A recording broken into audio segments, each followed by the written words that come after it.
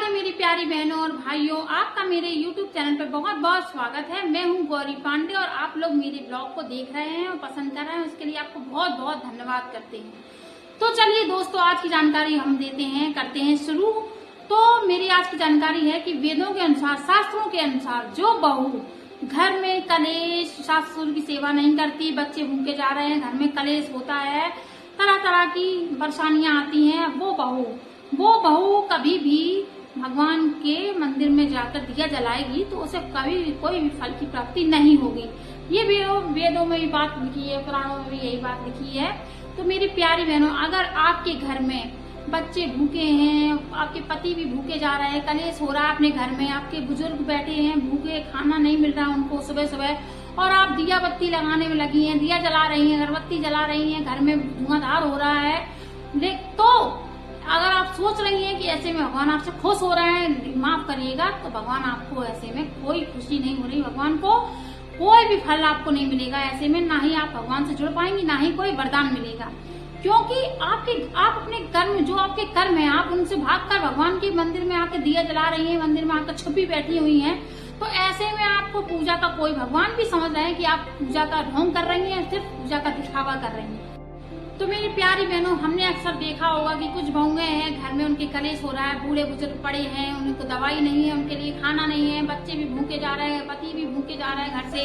और वो पूजा पाठ में लगी हैं, व्रत त्योहार करने में लगी हैं, तो माफ कीजिएगा, ऐसे में उनको कोई भी लाभ नहीं मिलेगा। वो सोच रही हैं कि भगवान से जुड़ रहे हैं, ऐसे में पाप की भागी और बन रही है। क्योंकि एक स्त्री का वही फर्ज होता है कि पहले वो अपने परिवार की सेवा करे, परिवार को खुश रखे, वही इसकी पूजा है, वही उसका फर्ज है, वही उसी से वो भगवान की प्राप्ति कर लेगी, उसी से वो भगवान से जुड़ जाएगी।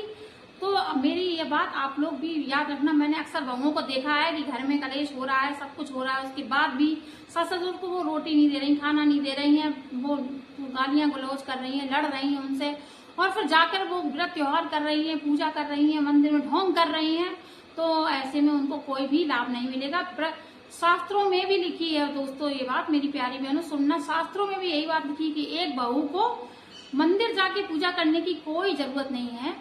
उसका घर ही उसका मंदिर होता है। वो घर वालों की सेवा करे, घर वालों को खुश रखे, घर में खुशहाली का माहौल हो, उसकी बगिया हरी भरी रहे, बस यही से उसे भगवान की प्राप्ति हो जाएगी, उसी से उसको पूजा का सारा फल मिलेगा। उसको कोई भी व्रत त्योहार करने की जरूरत नहीं है, क्योंकि वो गृहस्थी जीवन में है, उसको इतना ज्यादा गृहस्थी को छोड़कर वो भगवान की ओर चली जाए तो ये भी उसके फर्ज के खिलाफ है, वो पाप की भागी बन रही है। तो मेरी प्यारी बहनों, आप मेरी बात से सहमत हैं या नहीं, कमेंट करना। मेरी प्यारी बहनों, तो मैं आप सबसे यही विनती करती हूँ कि अगर आपको भगवान से जुड़ना है तो पहले आप अपने परिवार को, अपने घर की बगिया को खुश रखें, बगिया को हरी भरी रखें, बस आपको भगवान की प्राप्ति हो जाएगी। गृहस्थी जीवन में पड़ के आपको भगवान से ज्यादा पूजा पाठ और व्रत त्योहार दिखावा करने की कोई जरूरत नहीं है। बस आप हाथ जोड़ दीजिए, मंदिर में घंटी बजा के उनके सामने सर जगह झुका लीजिए, बस आपके लिए इतना ही काफी होगा। इतने ही में भगवान आपको आशीर्वाद देंगे, इतने ही में